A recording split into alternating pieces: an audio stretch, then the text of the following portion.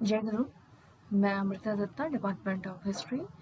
आज के इस पीपीटी में मैं आपको फॉरेनर जो राइटर्स थे, प्राचीन भारतीय जो फॉरेनर्स आए थे और उन्होंने किस तरह से हमारे इतिहास का अपने शब्दों में वर्णन किया है, उसके बारे में मैं जानकारी दूंगी। ये भी एनईपी का ही एक पार्ट है।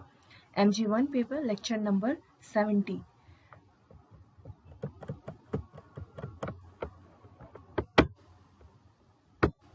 जैसे कि आप देख पा रहे हैं, ये फेमस हिस्टोरियन है जो उस टाइम हमारे इतिहास को बहुत बेहतरीन तरीके से प्रेजेंट किया है हमारे इतिहास के किताबों में। जैसे कि हम लोग ये जानते हैं कि जो भारतीय साहित्य रही है वो समय समय पर भारत में आने वाले विदेशी यात्रियों एवं लेखकों के विवरण से भी हमें भारतीय इतिहास को जानने का काफी मौका मिला है। इनमें से कुछ तो भारत में कुछ समय तक निवास भी किए थे, लेकिन अपने स्वयं के अनुभव में उन्होंने लिखा है कि कुछ यात्रियों ने जनश्रुतियों एवं भारतीय ग्रंथों को अपने विवरण का आधार बनाया। इन लेखकों ने यूनानी, चीनी तथा अरबी फारसी लेखक विशेष रूप से उल्लेखनीय रहे हैं। मैं आपको ये भी बताना चाहूंगी कि इनके बहुत सारे ऐसे प्राचीन विवरण हमें अपने इतिहास के किताबों में मिले हैं। जैसे कि मैं आपको बता दूं कि यूनानी जो लेखक रहे हैं, जैसे कि क्लासिकल जो लेखक रहे हैं यूनानी में, वो हम लोगों को इतिहास के बारे में काफ़ी बेहतरीन जानकारी सामने रखते हैं।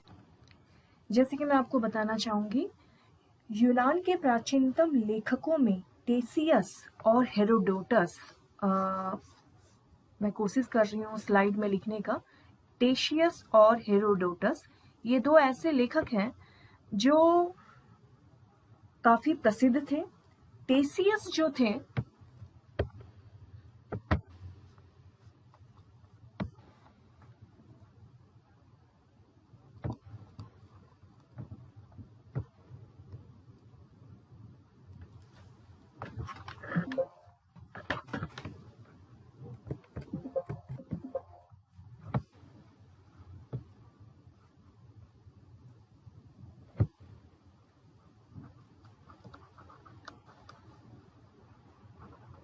टेशियस तथा हेरोडोटस, ये टेसियस जो थे वो ईरान के राजवैद्य थे और उसने ईरानी अधिकारियों द्वारा भी भारत के विषय में जानकारी प्राप्त की थी, परंतु इसका जो विवरण था वो कहानियों से परिपूर्ण होने के कारण काफी अविश्वसनीय रहा है। हेरोडोटस, जिनका नाम मैंने यहाँ पर लिखा है, इनके बारे में मैं बताना चाहूंगी कि ये थोड़ा सा टाइपिंग एरर आ रही है क्योंकि अच्छे से सेट नहीं हो पा रही है। टेसियस और हेरोडोटस,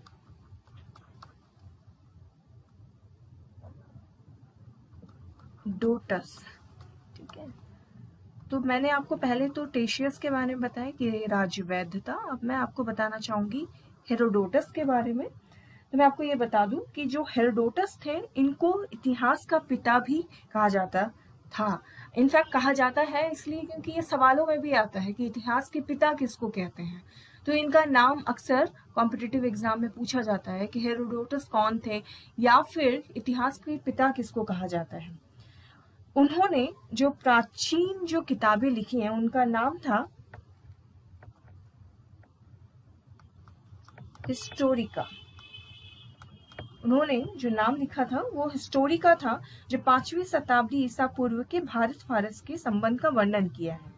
इसका विवरण तथा अरिस्टोबुलस, ये जो नाम आप देख पाएंगे, मैं इसमें एक, अगर मैं अलग से एक स्लाइड अगर आप लोगों को दिखा पाऊँ तो ज़्यादा अच्छा रहेगा, बट शायद अगर हो पाए तो मैं आपको ये बता दूं कि मैं इसमें कोशिश कर रही हूँ लिखने का।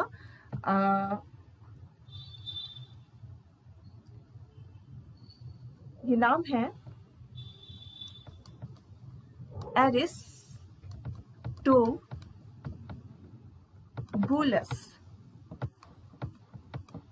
ये एरिस्टोबुलस जो थे उनका विवरण अपेक्षाकृत अधिक प्रामाणिक और विश्वसनीय रही, जो कि इन लेखकों का जो उद्देश्य था वो अपनी रचनाओं द्वारा अपने देशवासियों को भारतीयों के विषय में बताना था।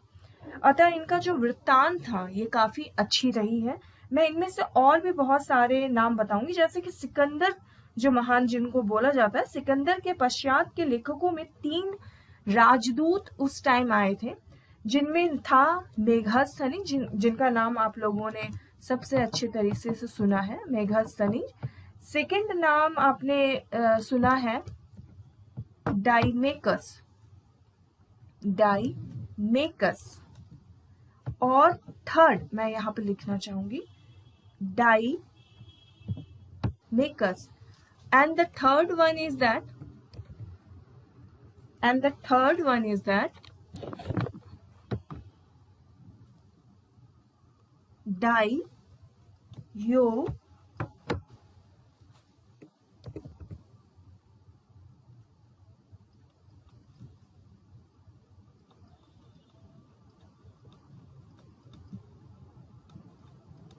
डायोनिसियस। और ये जो थे ये यूनानी शासकों द्वारा पाटलिपुत्र के मौर्य दरबार में भेजे गए थे, और इनमें भी मेघस्थनीज जो थे वो सर्वाधिक प्रसिद्ध थी। ये सेल्यूकस निकेटर, जिनका नाम आप लोगों ने अक्सर सुना होगा, सेल्यूकस निकेटर,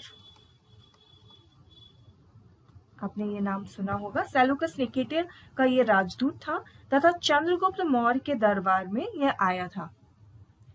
साथ ही साथ मैं आपको ये भी बता दूं कि जो यूनानी रोमन जो क्लासिकल लेखक थे उनमें से इंडिका जो नामक एक पुस्तक थी वो मौर्य युगीन समाज एवं संस्कृति के विषय में लिखा गया है, जिसके बारे में।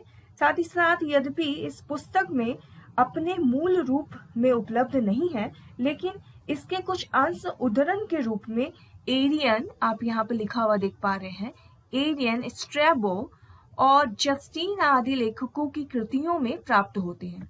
इंडिका वास्तव में यूनानियों द्वारा भारत के संबंध में प्राप्त ज्ञान राशि में सबसे अमूल्य रत्न माना गया है। डाइमेकस सीरियन नरेश एंटियोकस का राजदूत था और बिंदुसार के दरबार में, तथा डायोनेशियस जो नाम आप देख पा रहे हैं, मिस्र नरेश टालमी फिलडेल्फस का राजदूत माना गया है। साथ ही साथ इसमें मैं कुछ और चीज इसके बारे में बताना चाहूंगी, यानी कि इनके बारे में, कि ये बिंदुसार के राज दरबार में तथा डायोनेशियस जो थे वो मिस्र नरेश टालमी फिलडेल्फस का राजदूत माना जाता है, और ये अशोक के दरबार में भी आया था। और साथ ही साथ अन्य ग्रंथों में Periplus of the Erythraean Sea. In fact मैं आपको ये बता दूं, इसमें जो पेरिपल्स का जो लेखक था, पेरिपल्स ऑफ द एरिथ्रियन, यहाँ पर थोड़ा सा स्पेलिंग में ये थ है, एरिथ्रियन, ठीक है, एरिथ्रियन। मैं यहाँ पे लिख के आपको बता दे रही हूँ, इसका स्पेलिंग है Erythraean,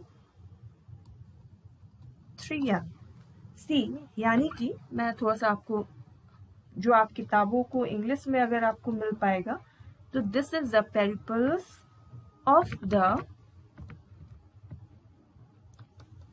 ERYTHERAN and the sea, ये इसका नाम है। और टालमी का भूगोल, प्लिनी का नेचुरल हिस्ट्री आदि का भी उल्लेख किया जा सकता है। इसके बारे में मैं आपको बता दूं कि ये सारी जो चीजें हैं इसके बारे में इसकी जानकारी मिलती है।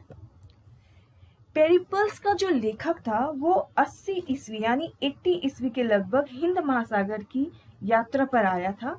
उसने उसके बंदरगाहों तथा व्यापारिक वस्तुओं का विवरण दिया है।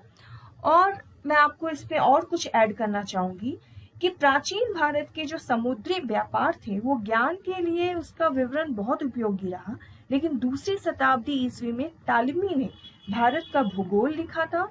प्लिनी का जो ग्रंथ था वो प्रथम शताब्दी ईस्वी का रहा है, और साथ ही साथ इससे भारतीय पशुओं और पेड़ पौधों, खनिज पदार्थों आदि का भी ज्ञान प्राप्त होता है। नेक्स्ट हम लोग जाते हैं चीनी लेखक के बारे में। तो मैं आपको ये बताना चाहूंगी कि जो प्राचीन भारतीय इतिहास, आप जो प्राचीन भारतीय जो इतिहास था उसका जो पुनर्निर्माण था वो चीनी यात्रियों के द्वारा ही विवरण या फिर विशेष उपयोगी रहे हैं। ये चीनी जो यात्री थे ये बौद्ध मतानुयायी थे तथा भारत में बौद्ध तीर्थ स्थानों की यात्रा तथा बौद्ध धर्म के विषय में जानकारी प्राप्त करने के लिए आए थे। वे भारत का उल्लेख यिंतु, आपको मैं बता दूं, वो जो भारत का जो उल्लेख किए थे वो यिंतु नाम से करते थे। इनमें चार के नाम विशेष रूप से प्रसिद्ध रहे हैं, जिनका पहला नाम था फाहियान, सुंग यून, हुएन सांग, होनसांग और इत्सिंग। इनके बारे में सवाल भी पूछा जाता है। सेपरेटली इन लोगों के बारे में सवाल भी पूछा जाता है कि आप बताएं कि हुनसेंग कौन थे, इत्सिंग कौन थे, फाहियान कौन थे। तो इसमें बहुत सारी चीजें मैंने मेंशन किया है। आप पावर पॉइंट प्रेजेंटेशन में देख पाएंगे कि फाहियान जो थे वो गुप्त नरेश चंद्रगुप्त विक्रमादित्य जो 375, ये जो आप जो टाइम देख रहे हैं 375 से 415 के दरबार में आए थे। और ये ईसवी है, मैं आपको ये भी बता दूं, ये ईसवी है, एडी है, ना कि ईसा पूर्व है, के दरबार में आए थे। और उसने अपने विवरण में मध्य प्रदेश के समाज एवं संस्कृति का वर्णन किया था। वह मध्य प्रदेश की जनता को सुखी एवं समृद्ध बताना चाहते थे। और सुंग यून, जिनके नाम मैंने यहाँ पर मेंशन किया है, सुंग यून वो 518 ईस्वी में भारत आया और उसने अपने 3 वर्ष की यात्रा में बौद्ध ग्रंथों को प्रतियां एकत्रित की। चीनी यात्रियों में सर्वाधिक महत्व हुनसांग तथा युआनचांग का ही है, जो महाराजा हर्षवर्धन के शासनकाल में 629 ईस्वी का लगभग यहाँ पर आया हुआ बताया जाता है। उसने 16 वर्षों तक यहाँ निवास कर विभिन्न स्थानों की यात्रा की तथा नालंदा विश्वविद्यालय में 6 वर्षों तक रहकर शिक्षा प्राप्त की। साथ ही साथ मैं उसमें आपको और कुछ बताना चाहूंगी कि उसका जो भ्रमण था वो उसका भ्रमण वृत्तांत CU, मैं आपको ये भी इंडिकेट करूंगी, ये सारे जो सवाल है ये कॉम्पिटिटिव एग्जाम में आते हैं कि CU की, CU की, ये सब कौन कौन क्या क्या है, इसकी प्रसिद्धि किस लिए मानी जाती है। तो जो ये CU की, जिनका नाम मैंने अभी मेंशन किया है, ये प्रसिद्धि इसका ये था कि जिसमें 138 देशों का विवरण मिलता है इसमें, इस पूरे वृत्तांत में। ये सबसे इंपॉर्टेंट बात है क्योंकि सवालों में भी आता है कि 138 विवरण किस प्रसिद्ध किताब में मिलता है या इसका वृत्तांत क्या है।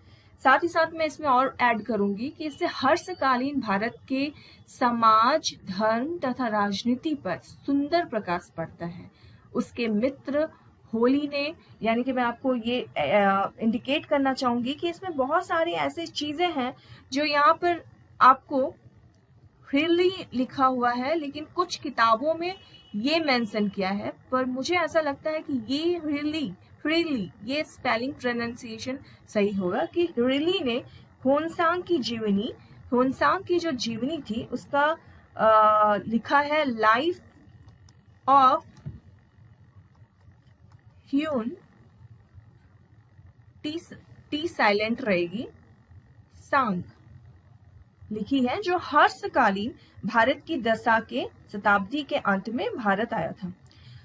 उसके अपने विवरण में नालंदा विश्वविद्यालय, विक्रमशिला विश्वविद्यालय तथा अपने समय के भारत की दशा का वर्णन किया है। साथ ही साथ मैं आपको बहुत सारी चीजें इसमें और चीजें जोड़ना चाहूंगी कि हुनसांग जो थे ये समान उपयोगी नहीं थे, तो वो अन्य चीनी लेखकों में मातुआन लीन, ये भी एक पूछा जाता है कि ये कौन थे। तो मैं आपको यहाँ पर लिख के बताना चाहूंगी कि मातुआन लीन, सॉरी इसमें ये डैश नहीं होगा, मातुआन लीन तथा चाउ जू कुआ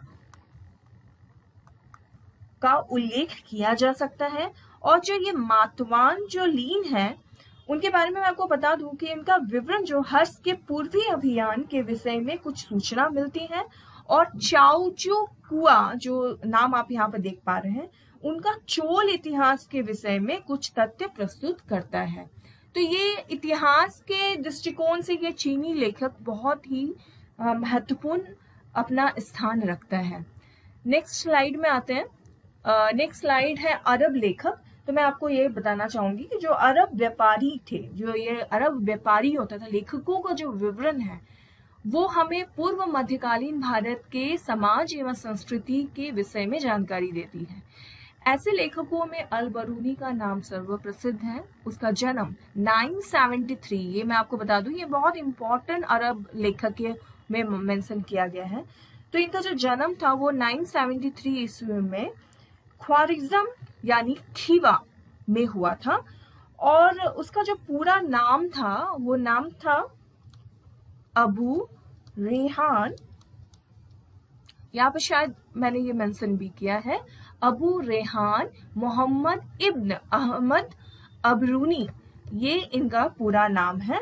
और मैं आपको ये बताना चाहूंगी कि भारत में जो प्रारंभ में उसने साहित्य तथा विज्ञान का अध्ययन किया एवं इन विद्वाओं में जो किताबें थी उसमें उन्होंने निपुणता हासिल की थी।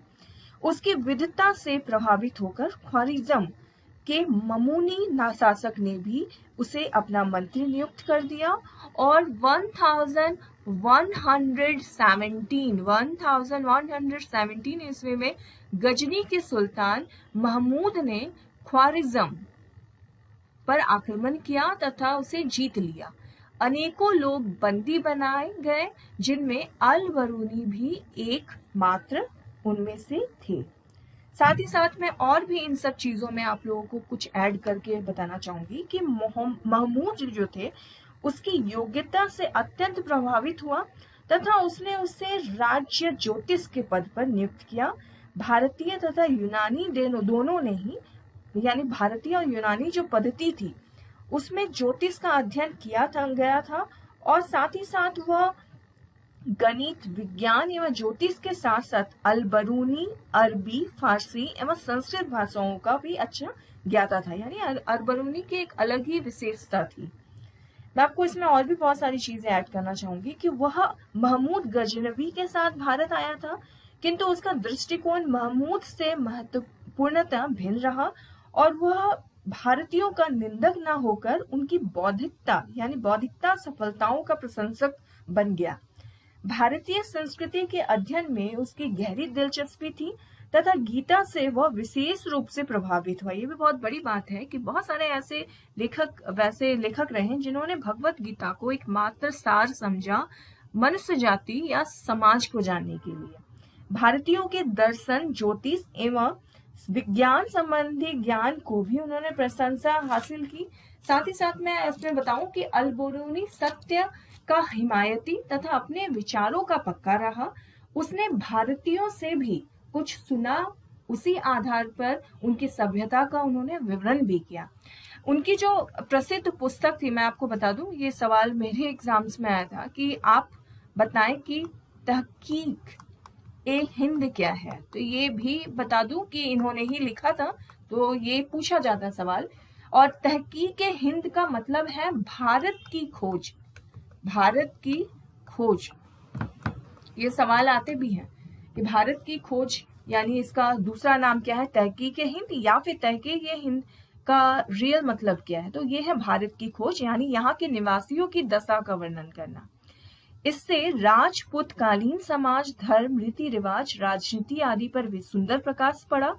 और साथ ही साथ इन्होंने ब्राह्मण धर्म का बोलबाला था, इसलिए बौद्ध धर्म का अस्तित्व समाप्त हो गया था उस टाइम। और साथ ही साथ अपने विवरण में वह बौद्ध धर्म का बहुत कम उल्लेख किया, लेकिन हिंदू समाज में प्रचलित वर्ण व्यवस्था का भी उल्लेख भी वो करता रहा। ब्राह्मणों को समाज में सबसे अधिक प्रतिष्ठित स्थान मिला था। वो पेशावर स्थित कनिष्क विहार का भी उन्होंने विवरण दिया है। और अल बरूनी का विवरण चीनी यात्रियों के विवरण की भांति उपयोगी नहीं है, क्योंकि उसे भारत में भ्रमण करने का बहुत कम अवसर मिला। उसने समय में बनारस तथा कश्मीर शिक्षा के प्रमुख केंद्र में घूमे जरूर थे, लेकिन किंतु वह स्थानों में वो भी नहीं जा सके। तो इसलिए उनका जो विवरण है बहुत हद तक सही ही होगा ये जरूरी नहीं है, लेकिन किताबों में इतिहासकारों का ये मानना है कि अल बरूनी का जिक्र करना जरूरी है, या फिर मुझे लगता है कि हर इतिहासकार की अपनी एक सोच होती है और वो सोच का दायरा अगर वो बता रहे हैं तो सुनना और थोड़ी सी उनसे कुछ बातों का सही मायने में विवरण ले लेना भी अच्छा रहता है। अल बरूनी के अतिरिक्त ऐसे बहुत सारे राइटर हुए जैसे कि अल बिल लादुरी, ये भी एक है, सुलेमान। मैं इस पावर पॉइंट प्रेजेंटेशन में नहीं मेंशन की हूँ, बट मैं चाह रही थी कि मैं आप लोगों को बता दूं। अल मसूदी, साथ ही साथ हसन निजाम, फरिश्ता, निजामुद्दीन, ये कुछ ऐसे हैं जो मुसलमान लेखक थे और जिनकी कृतियों में भारतीय इतिहास विषयक महत्वपूर्ण जानकारी मिलती है। अब यहाँ पर ऐसे बहुत सारे हैं जिनके बारे में आपको बताऊं। Last slide, thank you, but मैं इसमें थोड़ी सी मेंशन कर पाऊंगी क्योंकि इसमें काफी स्पेस है, तो मैं आपको कुछ लिख के दिखा रही हूँ कि इब्न खुर्द दव, ये जो थे ये 9वीं सदी के थे जिन्होंने अपना एक ग्रंथ लिखा था। दैट्स ये बहुत इंपॉर्टेंट एक किताब है जिसको हम बोलते हैं किल्बुल मसालिक वल ममालिक। ये भारतीय समाज तथा व्यापारिक मार्गों का विवरण दिया करता है इस पूरे ग्रंथ में। और ये अबू जैद ने भारत में सामाजिक एवं सांस्कृतिक जीवन का वर्णन किया है। और साथ ही साथ मैं आपको इसमें ये भी बता दूं कि अल मसूदी के जो ग्रंथ थी उसका नाम था, अल मसूदी का जो ग्रंथ था उसका नाम था मिरुजुज जहब। ये एक ऐसा ग्रंथ था जिसमें उन्होंने भारतीय समाज का चित्रण किया था। और साथ ही साथ मीर मोहम्मद मसूम ने भी तारीखे सिंध अथवा तारीखे मसूमी में सिंध देश का इतिहास यानी अरब आक्रमण के समय का ज्ञान हमें दिया है। यह अरब आक्रमण के कारणों तथा मोहम्मद बिन कासिम की सफलताओं पर भी प्रकाश डालता है। साथ ही साथ मैं आपको ये बता दूं कि लेखकों का जो तिब्बती बौद्ध लेखक तारानाथ का भी काफी जिक्र रहा है। साथ ही साथ यहाँ पर तंगियूर से भी भारतीय इतिहास को कुछ बातें जानकारी मिली है, लेकिन इसका ऐतिहासिक आपको पूरी तरह से प्रमाण नहीं मिला है, इसीलिए मैंने इस पावर पॉइंट प्रेजेंटेशन में मेंशन नहीं किया। बट एक बताने के चरण में मैं आपको ये सब चीजों की जानकारी दे रही हूँ। मैं आपको साथ में ये भी बताना चाहूंगी कि जो विदेशी विवरण है पढ़ने के लिए तो काफी अच्छा है, लेकिन इसे पूरी तरह से मैं ये भी नहीं बोल सकती कि उन्होंने भारत में काफी भ्रमण किया या हर एक राज्यों को जिलों को देखा तब जाके उन्होंने ये किया। बहुत बार ऐसा होता है कि हाइपोथेटिकल जो होती है ना, पूर्व कल्पना से रहित, वैसे भी इतिहास को लिखा गया है।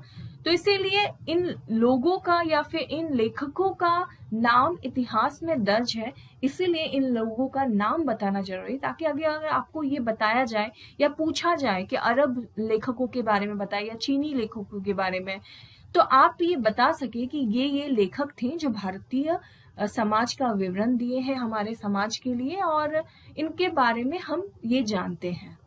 तो आज के इस पावर पॉइंट प्रेजेंटेशन में इतना ही। एक्चुअली ये जो लिखने का जो टर्म था ये थोड़ा बहुत हो नहीं पा रहा था, तो इसीलिए थोड़ी सी दिक्कत हो रही थी, बट मैं कोशिश करूंगी कि नेक्स्ट टाइम मुझे पावर पॉइंट प्रेजेंटेशन में अगर बहुत लिखना हो तो मुझे दिक्कत ना हो। Thank you so much. जय गुरु, जोहार।